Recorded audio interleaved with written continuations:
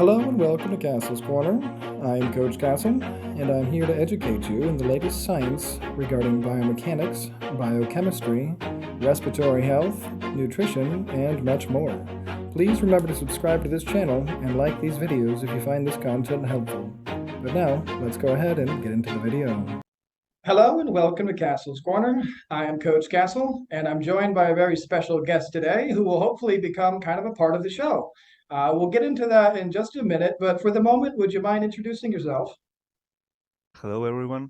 My name is Joaquin. I'm a personal trainer, and I think as you do, I met Coach Castle through his YouTube channel.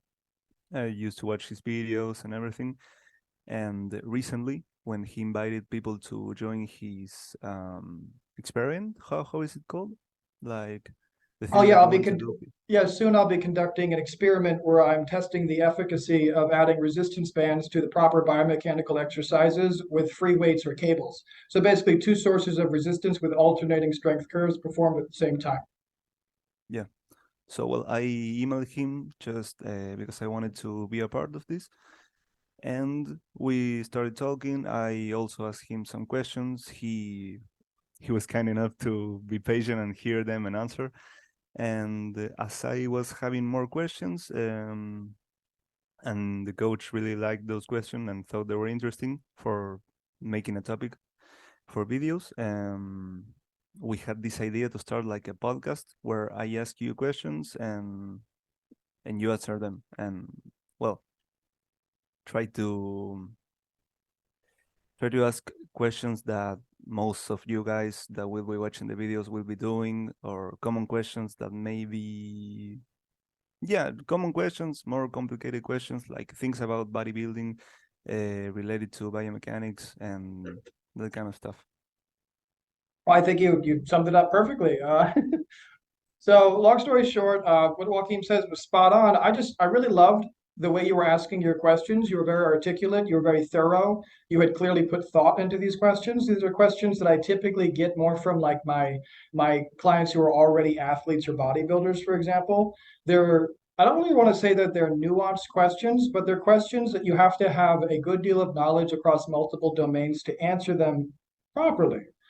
And I know many of you guys just know me as the biomechanic guy or the athlete trainer, the body trainer. I mean, some of you know me as a respiratory guy. I'm a bunch of things here and there. Some of you know me as a chef. I mean, it is what it is. But long story short, I just have a ton of content to make. I don't know how many thousands of videos I want to make. I'm a very busy guy. And the way that Joaquin has been presenting the questions, I really just thought would make for great video for you guys as well. Now, of course, I should say, of course, please put your questions in the comments as well. Keep emailing me, etc. But I get literally a lot of the same kind of questions all across all of my social medias and my email and stuff.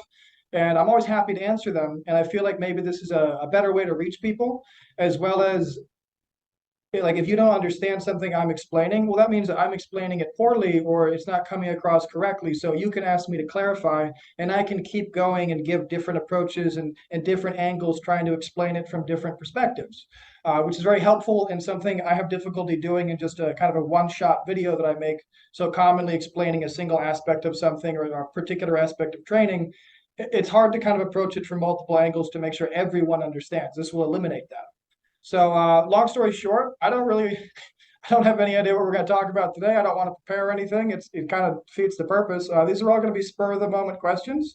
Um, you had already asked me quite a few that I hadn't got to answering yet, just because I've been busy. Sorry, but Yeah, I know. one of the ones that you did stick out that I took a long time to answer. I think we had a good 30-minute phone call about this was the differences in should you train different muscle groups with different intensities or frequencies or amounts of sets or reps, different loadings for different muscle groups, etc. Do you remember Yeah. the question the way you had posed it, like simplified version?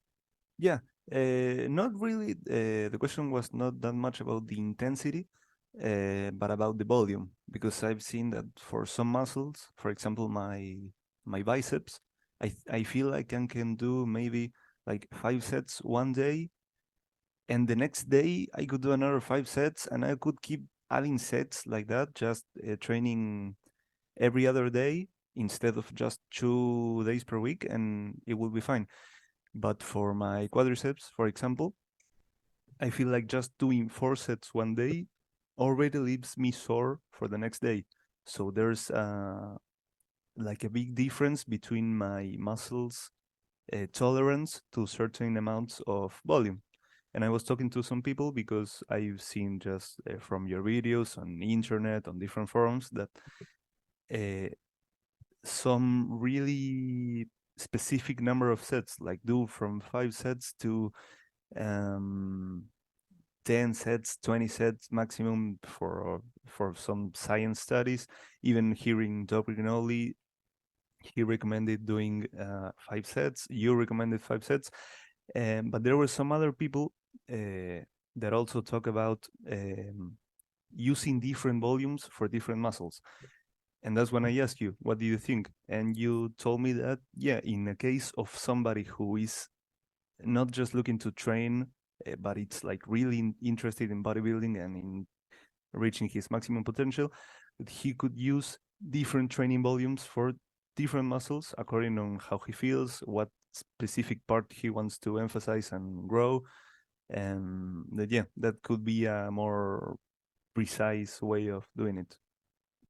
Okay, so again, this is a great question. It might even, I mean, I might have to take up a whole 30 minutes with this one, but I'm gonna try to keep it simple and so everybody understands. So I just wrote down while you were talking, I just wrote down all of the things that immediately came to mind when you said that. And I'm just now there's a couple more things I'm literally thinking of right now while I'm looking at this list, but I'm just going to read off this list here real quick of the things I wrote down and why each one of them matters we'll get into afterwards. So first things first, you have to understand is feeling a muscle or muscle soreness does not correlate with growth. So that's the first thing. Second thing is individual muscle size. So an easy example would be like your rear delt or your lateral deltoid compared to the size of your quadricep. These are two extremely different sized muscle groups. Mhm. The next thing to consider is the actual intensity you're applying in the workout. The next thing to consider is your genetics. So I say this all the time, and I am kind of joking when I say it, but I'm also serious. You know, did you pick the right parents? Do you have good parents for actual muscle building genetics? I'm serious. It's one of the things people don't want to think about or consider. But you can even have good genetics in response to being a high responder to anabolic compounds, for example. I mean, Yeah, there's just a lot of things. So anyway, so that's another one. Give me one second. yeah, Buzzing sure. is driving me crazy.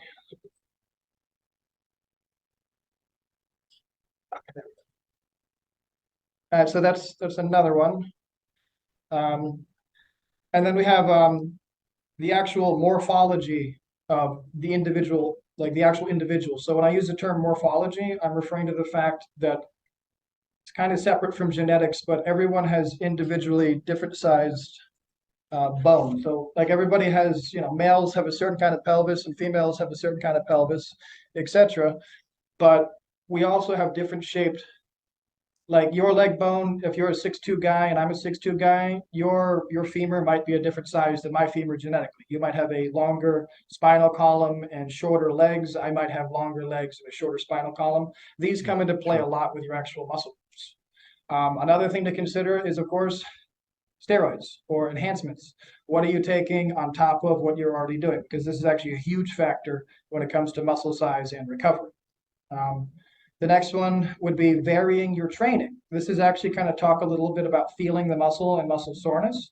We'll get into it again, but I'm going to keep them separate. So when it comes to varying your training, what I mean is just by using a different bicep exercise or changing your weight selection, you will be sore the next day, as opposed to if you had been Yeah, doing exactly the same bicep curl exactly the same way for a month. And even though you were getting stronger, you're not feeling sorer, but it's just because your body is getting habitualized to that movement, essentially. yeah, yeah. Now, these are, I mean, there's a lot more things to get into, but those are just some of them. I'm just going to try to dig into them real quick. But does all of those things make sense that I just said? Yeah, it makes sense. I, of course, like doing a different exercise after you've been doing one exercise for a few months will leave you sore, even though this new exercise maybe is not that effective. Because it happened to me that I've been doing um, pec flies for a long time, And one other day I just switched to like a fly, but with dumbbells, like Mhm. doing this movement. And because being on a bench, I could like stretch my pec even out a little more. The next Mhm. day I was sore only doing 3 sets, and it was like a different exercise. But this thing that I'm saying between the bicep and the quadricep is like leaving that thing on a side, because I've been doing the same biomechanically perfect exercises for a long time. It's only doing the same exercises. My body is already used to them. I've already been past that point where the exercise itself makes you sore. It's only a matter of the amount of sets. And I didn't even talk about intensity, because every time even if I was doing like 8 repetitions or 12 or 15 or 20, I've always gone to failure or close to failure. So I was measuring that as the intensity, not really the Mhm. weight or the reps, just going to failure. Okay, so real quick before I get in this list, I'll just say this real quick. So when it comes to hypertrophy, just when I say hypertrophy, I think most of you know by now, but I'm just referring to muscle growth. It's just a catchword that just means your muscle is growing. Now, anytime I say hypertrophy, I'm talking about the most effective way to do so. But regardless, just to actually induce muscle growth, you're going to have three different factors. So, factor number one would be mechanical tension. Factor number two would be muscle damage. And factor number three would be metabolic stress. Now, most people know this. I think most of you guys know this. But long story short, each one of these contributes to some form of muscle growth. Now, that being said, you also have to kind of have some other things standardized across the board. So your hormones have to be stable and at appropriate levels to basically facilitate muscle growth. On top of that, you must be consuming sufficient amounts of protein, or else your body can't grow. You have to have sufficient amounts of fat in your diet, once again, to keep your hormones stable. You must be sleeping adequately, or else you will not build muscle. Um, I mean, that's basically the high and the low of it. Provided those are where they're supposed to be or close to it, you'll build muscle. End of story. Now, Yep. that's with bad exercises, that's with good exercises, and that's with the perfect exercises. Provided you're doing something which challenges you, you'll build muscle. I don't care about that. I care about doing things correctly, efficiently, intelligently, and having a good reason for doing it, as you guys know. So, Mhm. long story short, if we're talking about different muscle groups being trained differently, yes, this is a real thing. Here's the issue with it. There is no conclusive science that is able to tell a lot of things apart as of yet. We're not smart enough to be able to get these kind of results conclusively yet. So, for example, mechanical tension is by far the best predictor of muscle growth. Now, as you guys know, you can achieve the best kind of mechanical tension by loading the muscle efficiently with the best biomechanical exercises. You guys all know that, hopefully. Um, but that's a different discussion. That's just using your levers and your actual bone structure to your advantage, essentially. Now, when it comes to feeling a muscle, everybody has different mind muscle connections with individual muscle groups. Now, this is going to go to a couple different things. So, what do you do for a job? And what have you previously done in your life for jobs? What kind of routine movements do you do daily? And what kind of exercises do you perform most frequently? All of these will actually contribute to a greater mind muscle connection, which will allow you to feel the muscle more, which does, in fact, actually contribute to more muscle growth by up to 20%. Just Yep. literally having a stronger neurological connection with the muscle. Now, that being said, you feeling a muscle and having that connection will aid you in building muscle. It's not going to aid you if you're doing a bad movement, if that makes sense. So, if you're doing a squat and you want to build your biceps and you're concentrating on your biceps while you're squatting, it's not going to build your biceps. I think we get the point I'm making here. A lot of exercises people like to do that they really think are building these particular muscle groups, as we all know, things like the incline bench press, the leg raise, the underhand row, all of these things. They don't actually build the muscles that people think they are, but they're attempting to, and they sure are trying to feel that muscle. but it's not going to do anything. Now, conversely, I could do something. Well, actually, I'll get nuanced here for a moment, just because I know you guys might be interested. So this is a nuanced thing. I can take and press my hands together and squeeze as hard as I want, and I will eventually get a good pump in my chest. My chest is going to be even sore probably tomorrow or the The next day next day because is gonna be sore, yeah, actually. because I never do that. Now, this is going to be very sore. I will very much feel like I am exercising the muscle. But what kind of a benefit am I actually getting? A very small one. Now, this is a misunderstood topic, and I've talked about it many times before, but isometric muscle contractions are the lowest form of muscle contraction and the lowest way to stimulate a muscle. Now, that being said, you can technically build muscle by just flexing. You can build muscle simply from posing. You can. I mean, we're talking small percentages here, but you can, absolutely. You can benefit from adding isometric contractions to portions of your movement, something called omni-contraction training I've talked about many times before. Think you're doing a bicep curl. It's with a weight that is challenging for you. So think 80 or 90% of your one rep max. You're Yeah. lifting it all the way up, and then you hold it here and you're really squeezing for a second or two. Then you lower it about halfway, and you hold it there, you squeeze it for a second or two. You lower it again, you hold it there, you squeeze it for a second or two, and then you finish it off. And then you rest 15 seconds and you do it again. That's omni-contraction style training made popular by Mike Mentzer. It's very effective. If you haven't tried it before, it's very effective. But I would also say just, don't do it too often, guys. Add it in once a week to one set of one exercise. You don't want to do that too much because it usually does take you to failure. And that takes a couple days Yeah, to recover from. that's the question that I wanted to say. Maybe it's when you do that style of training, that omni contraction, where you stay here for a few seconds, then lower, then stay for a few seconds. Mhm. With a determined weight, you are going to be able to do less repetitions than you would normally do just using that weight. Knowing that just adding isometrics is not the best way to grow the muscle, and it's only just for a small percentage. Is it worth it to include it, or Absolutely. we can just Absolutely. Yeah, I get a lot of feedback from this because I used to be a big proponent of almost always, like literally almost always training to complete failure. I have since, I do not agree with that anymore. Now I've changed my opinion on that completely, as a matter of fact, in light of a lot of new science. So what I do advocate for now is training anything between 3 to 5 sets per muscle group, doing that to near failure. And when I say near failure, I'm referring to mechanical failure. So near failure. So say 3 or 4 reps for mechanical failure, and then waiting, give or take, if you're doing a sarcoplasmic pump workout, so waiting 30 seconds, doing it again for the same muscle group, 30 seconds, doing it again for the same muscle group, do all 5 of your rounds in a row. Now, if you do that, say your first set is 30 reps. Second set's going to be like 22. Third set's going to be like 15.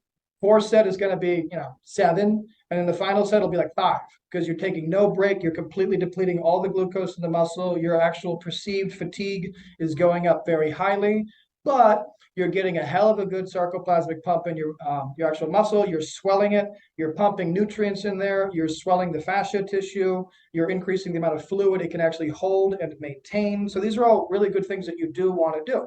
If you're doing a more conventional style workout, you would do something more moderate style weight. You'd go up for a second, down for 2 to 3 seconds, depending. I mean, I don't want to get too nuanced with this today, but there's different techniques for this.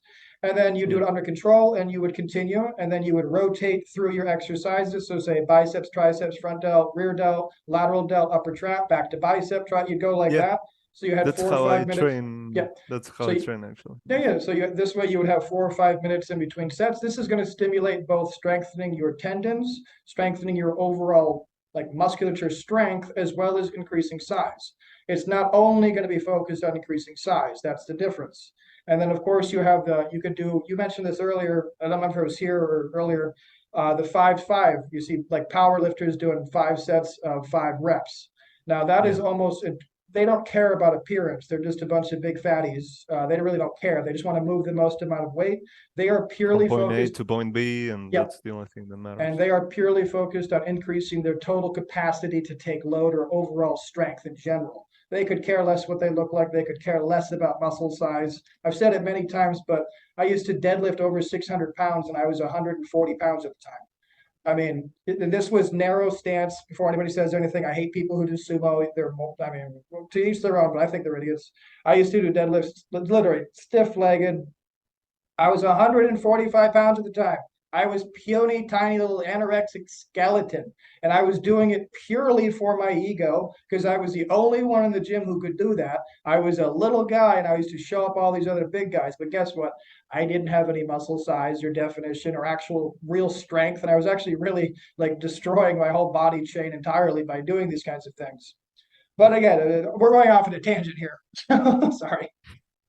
So getting back to let's just talk about intensity because I kind of touched on that. So this is where the intensity factor comes into play. You have to be considering intensity when you're considering your muscles.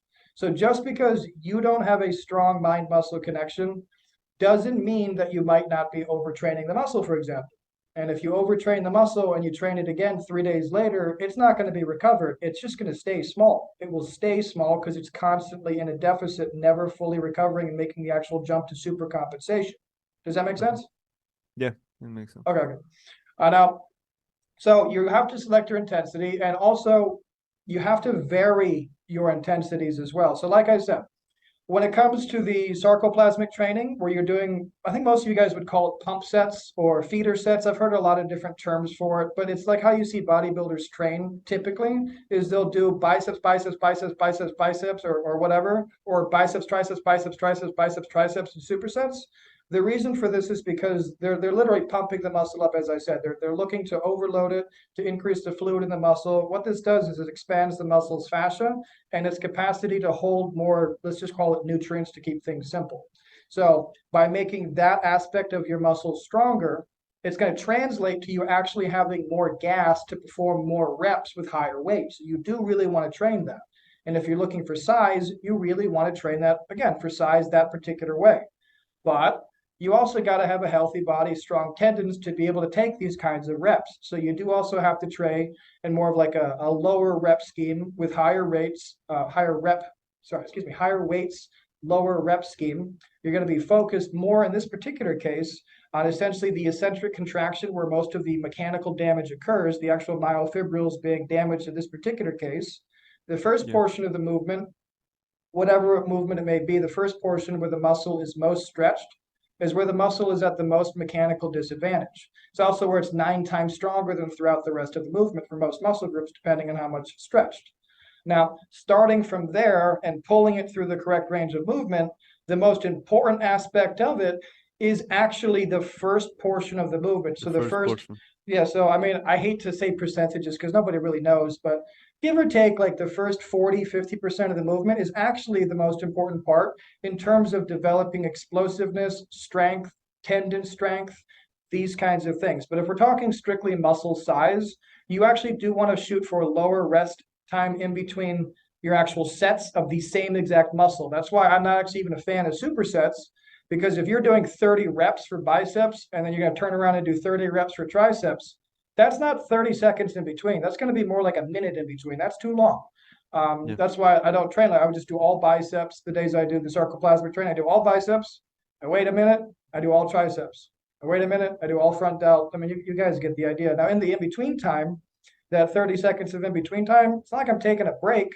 I'm doing all kinds of stuff. I'm doing breathing techniques. I'm calming down. I'm meditating. I'm working. I can do things like abs in the meantime. I can work mobility. I can do minor stretches. I mean, it's not dead time. Certainly not looking at my phone. A big pet peeve I have with people trying to work out, they look at their phone. It's crazy. But I was getting back to, does that cover intensity? Okay, do you understand all that? Does that make sense? Yeah. Okay. Yeah, I think I understand. But yeah, you mentioned these two types of training, one that is more like sarcoplasmic Mhm. and one that is myofibrillar. I Mhm. actually have some doubts on that because in all the courses I've done through my career, well, by the way, I don't think I mentioned it, I'm a personal trainer also.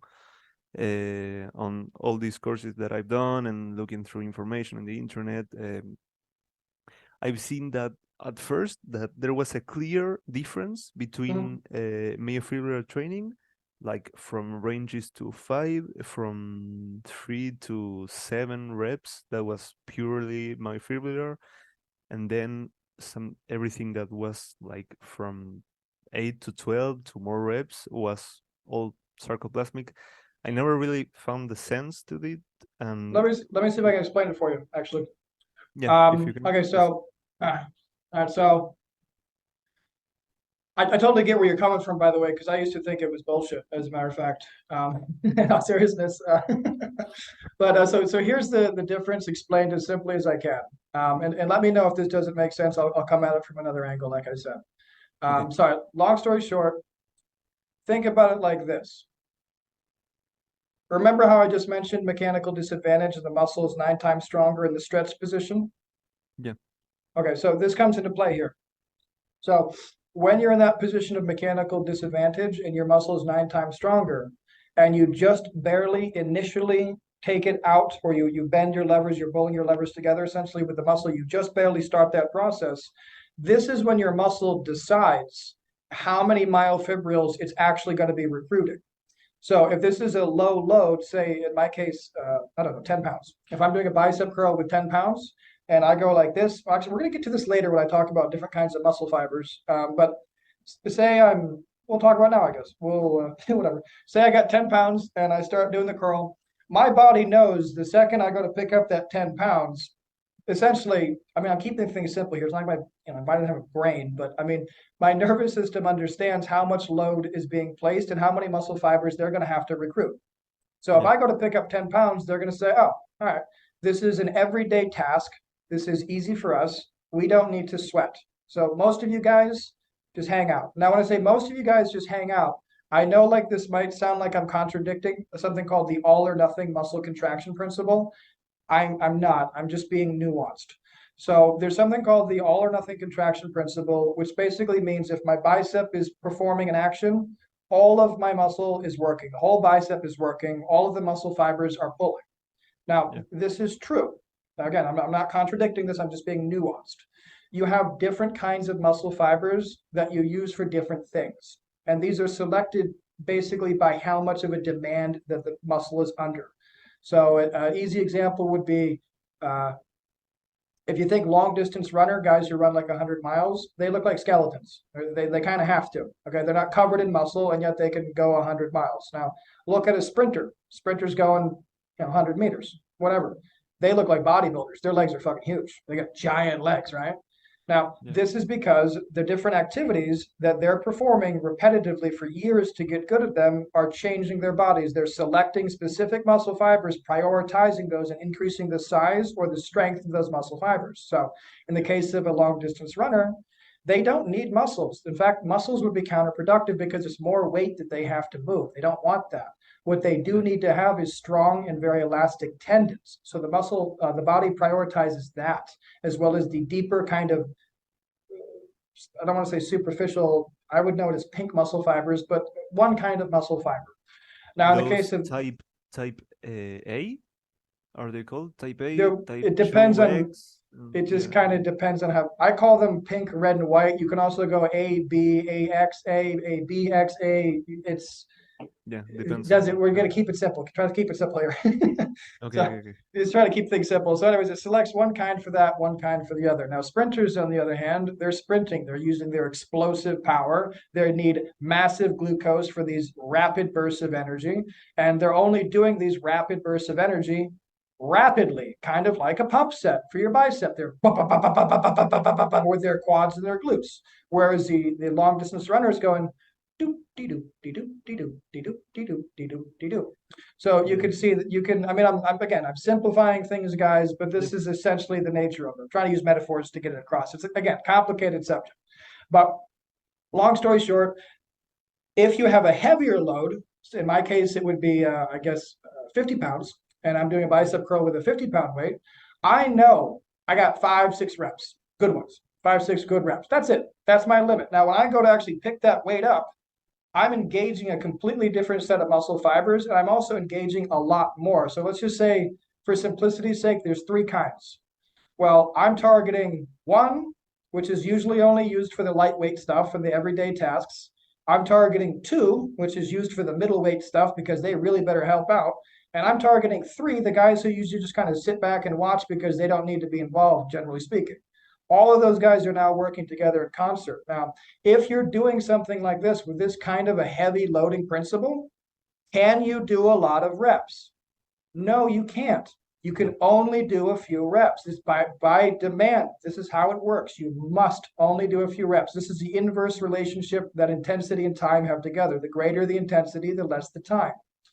Now, how do you get your muscles big? Swollen, bigger muscle cells. How do you expand the fascia? You have to do sarcoplasmic training. You have to have shorter rest periods. You have to actually increase the amount of fluid within the muscle itself. You cannot do that with training with heavy, heavy loads. Now, I know what a lot of you guys are probably going to say to this, because I deal with it all the time. Well, what about power lifters who have those giant muscles and bodies and etc.? They don't do those kinds of stuff. Very simple. Two answers. Answer number one. A lot of you gonna hate to hear this, but we're gonna get into a second anyways. Genetics. They were predispositioned to have large muscular bodies. It is what it is. The first time a lot of athletes ever stepped into a gym, they were asked, where are you competing? What's your comp? And like Ronnie Coleman, first time he stepped into a gym, wow, you're a professional bodybuilder. He says, no, never been in a gym, never picked up a weight in my life. He looked like he was a pro. Okay, now he's a little bit of a freak, although the reports of him having above average genetics, like to the extent that he claims, have all been exaggerated. But besides that, he just had really good genetics. How many? I mean, I live in Florida. I walk down the street, I see homeless people, some homeless people. God, they look like heroin addicts, anorexic skeletons. Some of these guys could even be living worse than them. They have six packs, muscles popping, they look like bodybuilders. They don't have different food. They're not eating enough protein. They're not exercising. They have good genetics. It is what it is. I had a client once. I accused him of taking steroids. I'm like, you said you weren't taking steroids. You're making too much progress. You're too defined. Your abs are popping. What are you taking? I mean, I told you, don't lie to me, man. Literally, he went out and took a blood test just to prove me wrong. He had great genetics. He was a really fast responder to training. Now, this Yeah. is not everybody. He was an awesome client I had who just responded because he had great genetics. I really thought he was on the sauce. I really Oh, did. That's why I called him out on it. yeah, yeah. That's I'm usually amazing. not an asshole like that, but I thought I was justified to do so, the amount of progress he was making. So anyways, that kind of leads into, oh, sorry, did we wrap that up? I wanted to get into genetics now. Does that make sense why there's a difference in the training style and why they trigger different things? Yeah, yeah, it makes sense. The only thing is, I don't know, you say that to maximize the most that we can our hypertrophy, we should mix both of them Mhm, because yeah, lately I have this theory that I concluded, or I've heard plenty of people talk about this and in studies and everything, that yeah, when you're using a heavy weight, you're actually using your type A, your type 2B and 2X fibers all at once, and you can't really do that much amount of reps. Um, so I just started training like up, like my minimum of reps is 8 and my maximum is like 20, 25 maybe, just always going to failure because I was clear in my mind that maybe when you're doing a 20 rep set, at first your muscle is not really using all the fibers, but as long as you go through the set and those fibers are starting to fatigue, mhm, mhm, then the muscle has to recruit the other fibers, and by the end, when you can't even do another single rep, all the muscle fibers, all the three types, have already mhm, been worked. And doing that kind of sets, at least from what I've seen and my personal experience, my nervous system doesn't end up destroyed. I feel like I can do those type of sets between 8 reps and 20 reps all day. So yeah, I've been training like on that rep range mhm, and doing some kind of like what you said, bodybuilding style training when I do biceps, tricep, or biceps, tricep, shoulders, and so on. And I finish my training in half an hour. And I thought that was already maximizing what I could do. But now you introduced this omni contraction and the importance of maybe using some heavy load and going below 8. Mhm. Yeah, that's So what I was wondering. When is it really necessary? When should we have to do it? How can we program it to not just like mix it up? mhm. Because when you just mix it up, you're going to pick what you prefer the most. That's what happened to me. I don't like really training with that much weight. I just my minimum was 8 reps, and I never got below that. So how could I Well, I can introduce? tell you, I can tell you what I personally do, and I can tell you how I program for my clients. So Yeah, for my clients, for example, it depends what they want. Not everybody wants big muscles. A lot of people come to me because they want something fixed, or just because they want a healthy body, or this, that, or the other. A lot of people just want to be athletic, and then some people want to be big, freakish bodybuilders. Now, for the latter group. yeah, no, I understand, I understand. So when it comes to the former group, it's really pretty simple. You do the correct, I hate to be like a broken record here, but you do the correct exercises. You do it with the correct intensity and frequency. I hope most of you seen enough of my videos to know that I've explained that pretty well. You do it with the correct intensity and frequency. For most people, this is like the average person. This is something like, I don't know, 30 minutes a day, 4 days a week, or 5 days a week, 20 minutes a day, or 6 days a week, 15 minutes a day. It's something like that for the average person. Now, for somebody like myself, not so much myself anymore, but I'm trying to fine tune a couple of things, but just the average bodybuilder. There's no such thing as an average bodybuilder. The average person who really wants to build their body and is actually serious about it, you have to take some things into consideration. So, thing number one, how big do you intend to get? Which muscle groups do you feel you need to focus on? I had a whole podcast where I addressed bringing up lagging muscle groups with Doug, and it's quite interesting because that was about over a year ago now, and I actually have a very different opinion now. I think you are capable of bringing up some muscle groups provided you have the right information. Now I'm actually proving this with my own body anecdotally. I've been testing it on myself for a little over a year now. It's actually working pretty well. But what I do is I will do alternating days. So I do essentially 6 day workouts. Uh, you know what I mean? 6 days a week, my workouts. Each workout I do, but well, again, I'll get into why it varies in a second. But essentially, it's the 3 day split. I have an core day, I have an arm day, and I have a leg day. Now, I just want to be real clear because, again, we're being a little nuanced here. When I'm referring to training, at the moment, am only referring to my training with weights and things like that. I am not referring to any of my running or my swimming, none of my Yeah, cycling. I'm of not course. referring to plyometrics. I'm not referring to breath work. I'm not referring to stretching. I'm just talking workouts, just to be real clear, guys. Yeah, yeah, just I like to be those clear questions. about things. Okay. So in this particular case, I would have those three groups, and then I would have a day off, and I would have those three groups again, and a day off, and I just keep that exact rhythm. Now, whatever, pick the first 3 days. I don't care which ones they are. They just alternate. But we got arm day, core day, leg day. Arm day is going to be done 3 sets, medium weight, each set taking to essentially give or take 20 to 30 repetitions. Okay. Starting with, like I said, 1, 2, 3, 4, going back through, cycling through. Those are those 3 days. That's how those get done. Then I have a day off. Next 3 days, I should also stress that these next 3 days, I actually eat a little bit more carbs as well. I do eat a few more carbs on these days. The next 3 days for my workouts, once again, arm, core, and leg, I do 5 sets, and it's done all biceps. So all sets done back to back, as I already previously kind of addressed. So in my case at the moment, I'm using 25 pounds for my biceps. I will do, I think this week it was like 36, 38 repetitions. Yeah. And then I took a 30-second break. 30, 38. Reps, yeah. And then I'll take like, I literally use a timer. I take a 30-second break. Timer starts. As soon as it dings, I once again do it. I have it written down, but like my second set was like 28, 30-second break. My next set was I don't remember, guys, sorry, 20. My next set was like 15. My final set was 7. And I did all of those back to back to back to back. Now, the good thing about this, the way you can do this is because each one of your muscle groups actually has its own individual supply of glucose. I don't know why people think you can like transfer glucose from muscle group to muscle group. You cannot.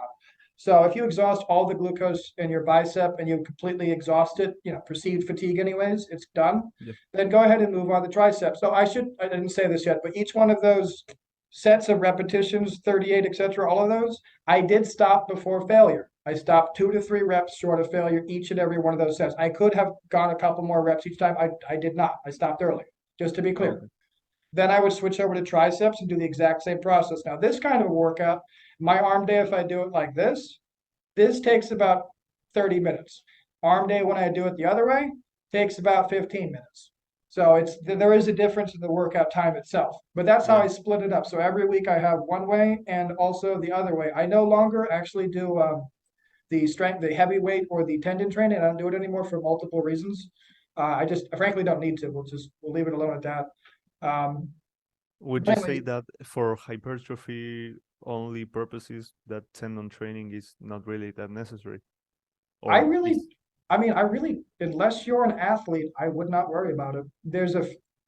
There's some athletes who got to worry about their tendons, like really developing tendon strength and that kind of explosive muscle strength.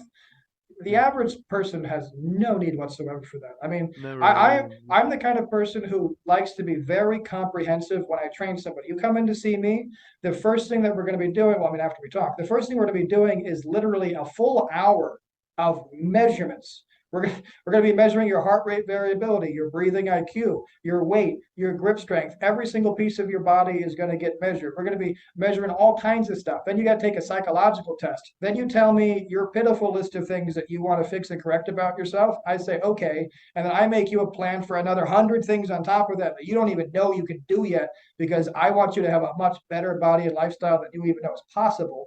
And even with me being like that, I would say most people really have no need whatsoever to train their tendons with anything regarding heavy weight. Mhm. Provided you're using moderate weight and you're consistently doing your workouts, your tendons are going to be just fine and dandy, unless you're some kind of a gymnast or a basketball player or somebody who really has to have this kind of a explosive, again, tendon strength and power. Mhm. Now, what didn't I cover yet? Oh, just to be clear about Yeah, this that you mentioned yet, I I feel like I connect more not with moderate weight or heavy weight, but with ranges of reps. What would you say a moderate weight is in a like range of repetitions between this and this? well, it depends on what your definition is, I suppose. So I do things based on percentages. So, I mean, a lot of people do it like this, but 80% of your one rep max, 90% of your one rep max, 60% of your one rep max. So, what I mean when I say this hypothetically, again, let's keep using the bicep curl. For me, I'm guessing here, but I'm probably accurate. My one time perfect form one rep bicep curl would probably be like 57, 60 pounds. I could do one single time. And if Mm, I tried to do that a second time, I would probably only raise my arm, you know, couple inches. I wouldn't be able to complete it. yeah, So that's my one rep max. So then I can go and mathematically figure out my percentages backwards from that, which most people don't usually take the trouble to do because they're varying yeah. all their exercises so much it doesn't even matter in the slightest. Um, but you can know this information for each one of your muscle groups, provided you're a certain age. It's really not going to change that much. But I'm getting off point here. So 1 second. Crazy again. Okay, there we go.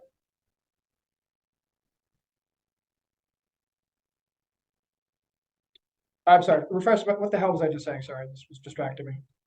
I was asking you about what range of reps do Oh you yeah, think sorry. Yep, moderate because weight is? so you actually have to go by the rep count. So if you don't want to do the math and you want to know mid-range for your biceps, you have to select a weight that on the first set, for example, say you're doing sarcoplasmic training, on the first set, you would select a weight that let you get less than 40.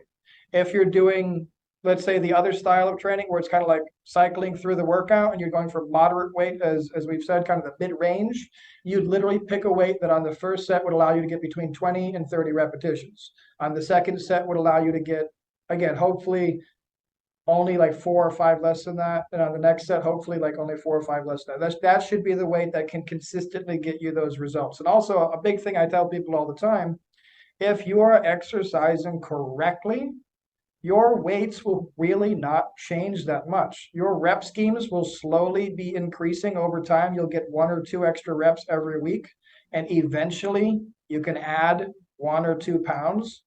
But this is every couple of months you're Yeah. adding 1 or 2 pounds. This isn't like every week. People seem to think their weights are going to be going up every week. No, you exercise to fine tune and perfect the movement pattern with no momentum. Then you exercise to find your correct rep range for both forms of exercise. Then you exercise with the intention and the plan to make progress, but you should not be varying your weights every week. You shouldn't be going up and down. You shouldn't even be thinking about it. I mean, I've been using the same bicep weight for, well, weights, I should say, the same bicep weights for the better part of 6 months now, 5 months or something. I don't even know. They're not going to go up anytime soon. Maybe in another couple months, I'll add a pound or two. This But you is can real. just go increasing your reps. It's not really necessary to increase the weight. That's what I'm saying. Yeah, again, your goal is more to be increasing the reps a little bit each Yeah, time until you're yeah. getting, oh, now I can do 50 bicep curls. I'll add a pound. You add Yeah, that but single pound, only. and then you're back down to 40 again. So Mhm.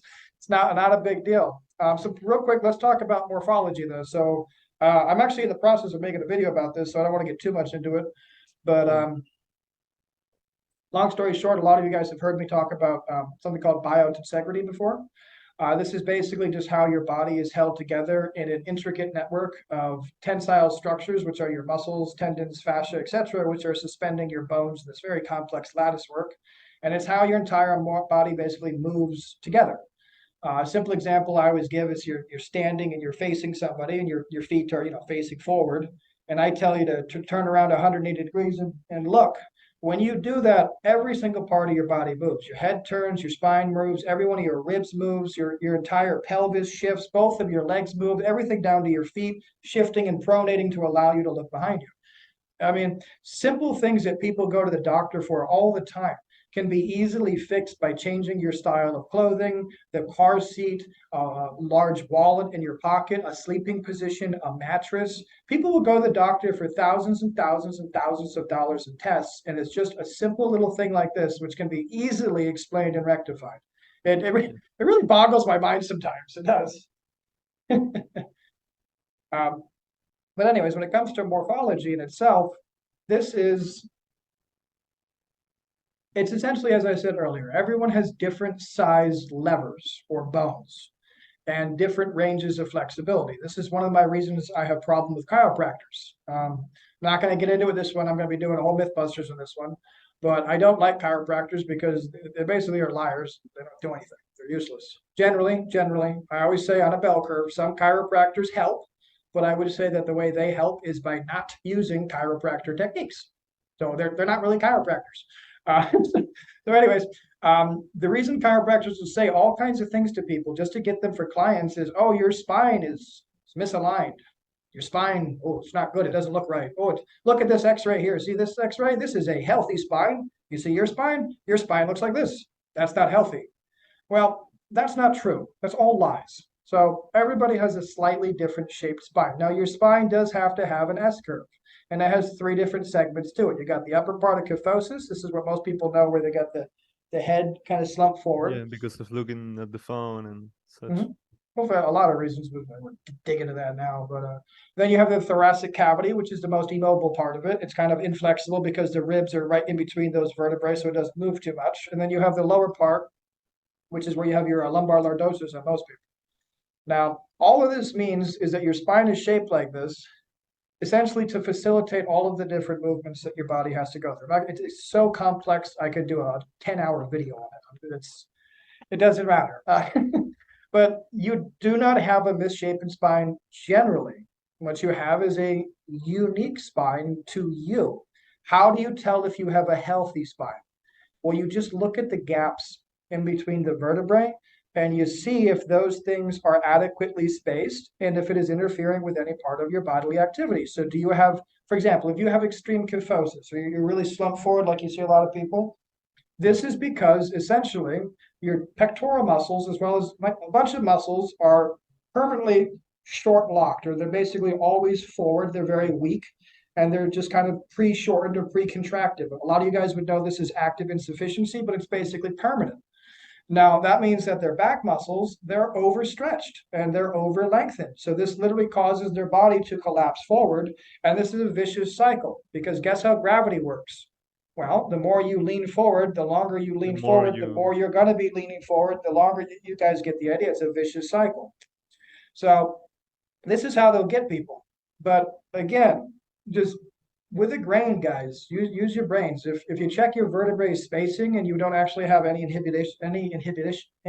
God, any inhibitions in your movement, then just go about like literally just use your brain, figure out which muscle groups need to be fixed, do some stretching, do some training. I do this with clients for 2 or 3 months sometimes, and they never see me again. They just need the information about how to do these little minor changes. It's laughable how easy it is. But anyway, so it comes into play with exercise because what? Some easy examples. Back when I used to bench press, deadlift, and squat, my bench press was terrible. I never got it above 350, I think. Maybe 1 or 2 times I got it above 350. It was terrible. But my deadlift, like I said, I was 145, deadlifting more than 600. I was yeah, squatting more than 400. Well, was I an animal? Was I a badass? No. I certainly had good levers. My legs are shaped in such a good way, and I'm a tall person that it facilitates me deadlifting and squatting large amounts of weight. But those same large levers, which facilitate me doing that, they become a problem with the bench press because I have very long levers, yeah, meaning that load which I'm pushing, it's whatever. What's the simple one? Maybe it's 100 pounds. Say I'm pushing 100 pounds. Well, somebody who has an arm bone which is 2 inches shorter than me, they're moving like 40% less load than I am. yeah, And yeah, so yeah. that's why you always see the littler guys, they're all like jacked up little guys, but they can't squat or deadlift to save their lives. It's because taller guys are always going to be, well, not always, but generally taller people will be better at the squat and deadlift, and shorter people will have the upper body movements better. And that's because of the actual lever size The comparative to, levers, yeah, yeah. yeah, it So makes complete comparative to sense. so if you have shorter levers, are your muscles stronger than my muscles? Are they bigger than my muscles? No, but they might look like it because of your independent morphology. Does that make sense? Yeah, yeah, yeah, it makes Now, sense. this comes into play with everything from your spine to your arm bones to your leg bones, obviously, everything. It all comes into play. And of course, genetics, something you're completely unable to control, guys. This is why I keep saying it all the time, but the best thing you can do is what I do. Get the best information you can and just keep applying it consistently. Once you got the best biomechanical exercises, don't vary them.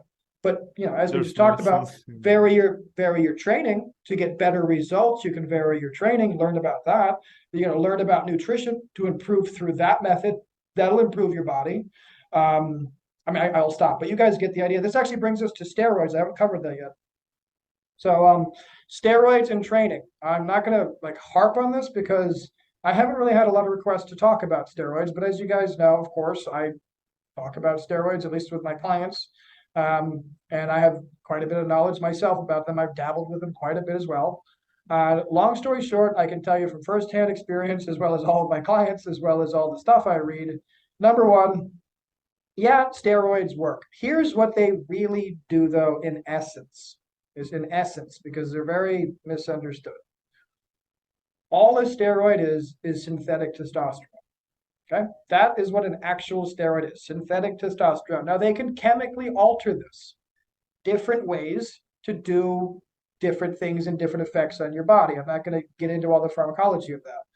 But long story short, what they do, most of them, without getting into negative consequences, is they increase your ability to train because essentially they swell your muscles with water.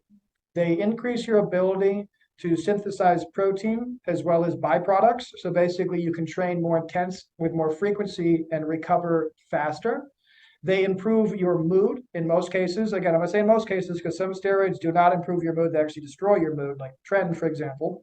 Again, I'm not going to get into all that now. But If you are on steroids, this is actually a really good time to try to focus on bringing up muscle, lagging muscle parts. Now, the reason I say this is because this is when, granted, the steroids are affecting your body all at once. Think like fat burning. You have to burn fat from all of your body at once. Steroids affect your body all at once. But if you have increased capacity to train, well, here's what you can do. Focus a little bit heavier, at least while you're on the steroids, 1 or 2 extra sets on those muscle groups which are lagging. And those 1 or 2 extra sets every single time should be based on the sarcoplasmic pump principle. Does that make sense? If you do that, it'll actually be a help. Now, when I say a help, I don't know how much of a help. It'll be a small percentage of a help. Now, when you stop taking the steroids, your muscles will still have, well, I hope you do. So many people don't anymore, but when you get off the steroids, hopefully, your muscles will still have all of those muscle cells which were created. They're still all going to be there. And provided you're training them with the same amount of intensity, you've just, again, I don't know how much, but to some degree, made a difference in those lagging muscle groups. Another thing I would like to, I don't think I've got into this yet. I haven't talked about diet, but you got to have carbs to train hard. I mean, I don't know why people don't, I say this time blue in the face. When I say you have to have carbs to train hard, I don't mean you should be eating cookies and ice cream. And that's not what I'm talking about. I am talking about if you are training intensely and you find yourself, let's say, lacking motivation to go to the gym. You're not feeling it during your workouts. Maybe you're not getting a pump anymore during your workouts. I would almost guarantee you it's because you're too goddamn worried about being lean and you're not focused enough on your workouts. Too many You're not people spend, eating. yeah, too many people spend too much of the year just not thinking about how much protein, carbs, and fat they're eating. Not a day goes by where I don't consider. I can't remember the last time I lived in such a way where I didn't consider those things every single day. Now, if I know I'm going to have 8 clients, I have to do filming and a podcast and a half-hour workout, and I got to go run 5 miles, oh, and jog 2 miles with this client. Well, guess what? That day and the day before, I'm going to eat a lot more carbs. I'm probably going to have like 5 or 6 grams, 100 grams, 5 or 600 grams of carbs, more than I normally would. But that's because I'm going to expend the energy. If I did Yeah. not consume those carbohydrates, my workout would actually suffer. Indeed. I would get less reps, sets, and volume.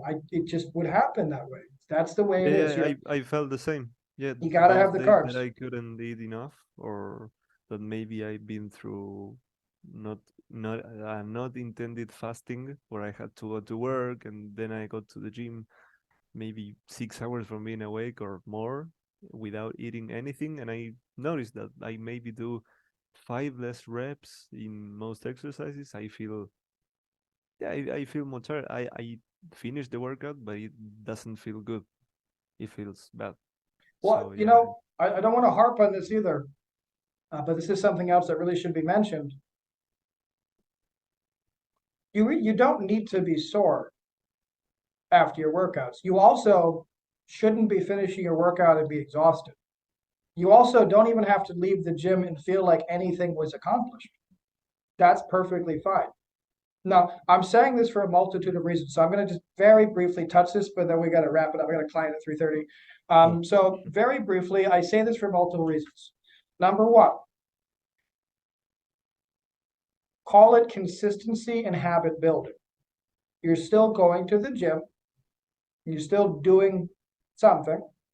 You're having a mental break from your day. You're maintaining your routine, and you're not going to feel any regret when you go to bed that night because you did go to the gym. Number two, everybody has days, myself too, where you go to the gym and you're not feeling it. That's okay. Go to the gym, do a new movement, try a new style of intensity, do 1 set, max intensity, leave. Do 1 set, practicing perfecting your form, leave. You're going to feel a lot better for having done that.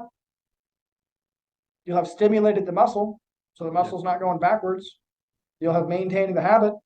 And the next time you go to the gym, you're going to go back refreshed, feeling really good. And you're probably going to have a little voice in your head saying, we went real easy last time. Let's kick it up a notch this time. Now, maintaining the habit the consistency of going to the gym regularly and on time and on a proper schedule or frequency is way more important than the intensity aspect. Now, I mean, I don't want to dig into this too much, but long story short, if you are being consistent with your workouts, even if they're not high intensity or they're not like whatever optimum in your opinion, you're still going to be growing. You will be. You're just psychologically going to be a little meh. Lots of times, I don't even do my workout in the gym. I don't even do perfect biomechanical movements. I go to the park by myself. I improv an hour and a half where I work out over there with random things, trees and bars. I have a bunch of people come over, join in with me. I'm sweating really bad at the end. I'm under no illusion it was not the ideal workout. It was 80% of what it should have been. But I'm totally okay with that because I had a great time. I got sun. I got to chat with people. I had fun. I was outside. I had a good Yeah, time. yeah, yeah. You You mean follow like me? doing things like pull-ups, push-ups, squats, Yeah. lifting the Again, machines? there's ways to train the muscles almost perfectly outside with basically nothing. I have a lot of videos on this. You don't need anything. I mean, you know my keychain gym I got. That's a whole thing. You could just bring that with you. You got literally, if you have like a bench, you're good. You can train every muscle on your body if you know how. You're good if you got a bench. You're good if you have, I mean, really anything, a wall. You just need to have the right knowledge. But I'll leave it alone. Let's start wrapping it up. So what did I say that didn't stick? What did I say that you didn't fully comprehend? And do you have any other questions about this kind of topic before we wrap it up for the day? Yeah. No, no, I think I comprehended that the thing that you added that I was not taking into consideration was this of varying the training, including one day of this day of how do you call it, feeder sets, where you Hmm. do Well, however you want to. biceps for There's lots of things for you can yeah, call it. Yeah. that style of training. Yeah, I was like training only on the way that I do first biceps, then tricep, then arm muscle, and maybe I had minimum 2 minutes of rest Mhm. between biceps and biceps again, and that's all the training I've been doing because yeah, it felt right. It was fast. It felt like my muscle had already been rested because my number of reps that I could do was almost the same, maybe one less, two less, but it was consistent. Like I felt that I was getting good rest. So that's what I've been doing, and I didn't even consider doing these feeder sets because I thought that when you do one set and you achieve a certain amount of reps, and then I only rest for 30 seconds, and then I can do maybe like 5 or less reps than that, I thought that maybe um, my muscles or my glucose, I wasn't really that rested to take the maximum benefit from that set. So I thought, well, I there's no really a reason for me to do less optimal sets or sets Mhm. that are giving me less benefit, and I'm Mhm. also taking more time doing them.